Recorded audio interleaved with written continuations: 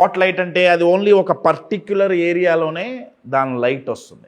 ఇప్పుడు ఇక్కడ spot light ఉందనుకోండి, ఇప్పుడు నేను ఇక్కడ ఉన్నా, నా మీద స్పాట్ లైట్ ఉండాలి, కాకుండా స్పాట్ లైట్ అటు ఇటు తిరుగుతోంది అనుకోండి, ఏమవుతుంది? స్పాట్ లైట్ ఇడిపోయినప్పుడు ఇక్కడ చీకటిగా ఉంటుంది, నేను కనపడను. మళ్ళీ నా మీదకి వస్తే నేను కనపడతా, మళ్ళీ పక్కపోతే మళ్ళీ నేను కనపడను. కాసేపు కనపడటం, కాసేపు కనపడకపోవడం. స్పాట్ లైట్ కనుక ఎక్కడైతే అలానే ఫోకస్ అయి ఉండాలో, ఆ వ్యక్తి మీదే ఫోకస్ అయి ఉండాలో, పక్కకి అటు ఇటు పోతే దాని కాంతి వేస్ట్ అవుతుందో, అదే రకంగా మైండ్ ఒక దాని మీద ఫోకస్ చెయ్యకుండా 10 విషయాల మీదకి వెళ్ళిపోతే మైండ్ యొక్క ఎనర్జీ వేస్ట్ అవుతుందండి. అందుకనే ఈ డిస్ట్రాక్టెడ్ వరల్డ్ లో ఎవరి దగ్గర అయితే ఫోకస్ ఉంటుందో వాళ్ళ దగ్గర బిలియన్స్ ఆఫ్ డాలర్స్ ఉన్నట్టే.